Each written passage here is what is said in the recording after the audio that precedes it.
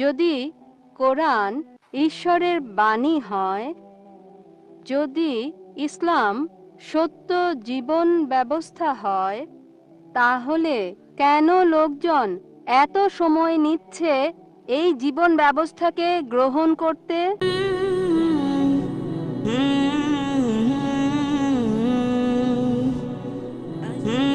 ভাই জাকির নায়েক, আসসালামু আলাইকুম। আমি নামিতা, পেশায় একজন কিন্ডারগার্টেন শিক্ষক। প্রথমে আপনাকে আমি অভিনন্দন জানাতে চাই আপনার এই মহান কাজের জন্য, শান্তি, ভালোবাসা আর ভ্রাতৃত্বের বাণী প্রচারের ক্ষেত্রে। আমি আপনাকে জিজ্ঞাসা করতে চাই, যদি কোরআন ঈশ্বরের বাণী হয়, যদি ইসলাম সত্য জীবন ব্যবস্থা হয়, তাহলে কেন লোকজন এত সময় নিচ্ছে এই জীবন ব্যবস্থাকে গ্রহণ করতে? বোন সুন্দর প্রশ্ন করলেন। কোরআন আল্লাহর বাণী, ইসলাম সত্য ধর্ম, লোকজন কেন এটা গ্রহণ করতে দেরি করছে? বোন, সরল পথে থাকা সবসময় সহজ না। আপনার অনুধাবন ভিন্ন, এক একজনের অনুধাবন এক এক রকম। যেমন ধরেন, কেউ হয়তো ইসলাম পালন করছে না, ও যদি ইসলাম গ্রহণ করি হতে পারে সে আসক্ত করে, তাই মদপান বর্জন করতে হবে, মেয়েদের সাথে ডেটিং আর বাইরে যাওয়া বন্ধ করতে হবে। এটা তাকে সত্য গ্রহণে বাধা দিচ্ছে। হয়তো সে চিন্তা করে, ঠিক আছে ইসলাম ধর্ম ভালো, তবে আমি মদপান বন্ধ করব না, মেয়েদের সাথে মেলামেশা বন্ধ করব না, শুকর খাওয়া বন্ধ করব না।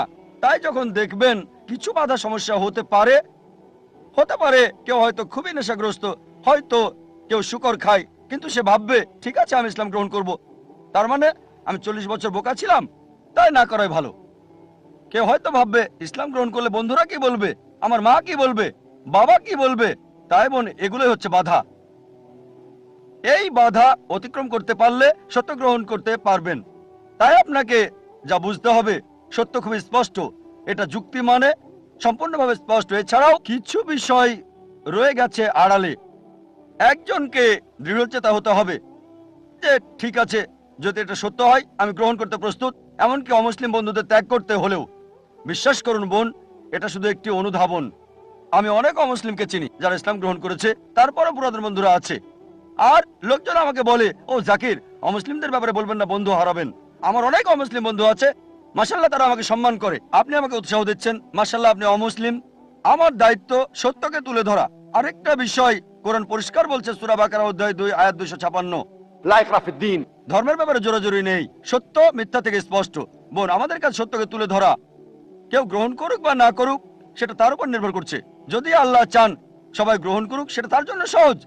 এটা আছে পবিত্র কোরআনে, সূরা ইউনুস অধ্যায় 10 আয়াত 99। যদি আমি চাইতাম সবাইকে বিশ্বাসী করতে পারতাম, খুব সহজ, কুন ফায়াকুন, খুব সহজ। তাহলে পরীক্ষাটা কোথায়? আল্লাহ বলছেন কোরআনে, সূরা মুলক অধ্যায় 67 আয়াত 2, আল্লাযী খালাকাল মাউতা ওয়াল হায়াতা, আল্লাহ সৃষ্টি করেছেন জীবন এবং মৃত্যু পরীক্ষা করতে তোমাদের মধ্যে কে উত্তম আমলকারী। তাই বোন, এই জীবনটা আখিরাতের জন্য পরীক্ষা।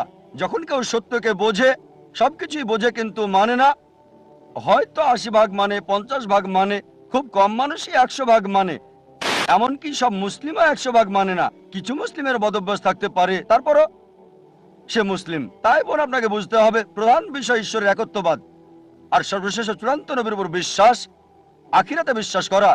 এই 2-3টা বিষয় বেশি গুরুত্বপূর্ণ। আপনি আমাকে যা জিজ্ঞেস করেছেন, আপনাকেও সেটাই জিজ্ঞেস করছি, একই প্রশ্ন করছি। আপনি ইসলাম ধর্ম গ্রহণ করতে দেরি করছেন কেন?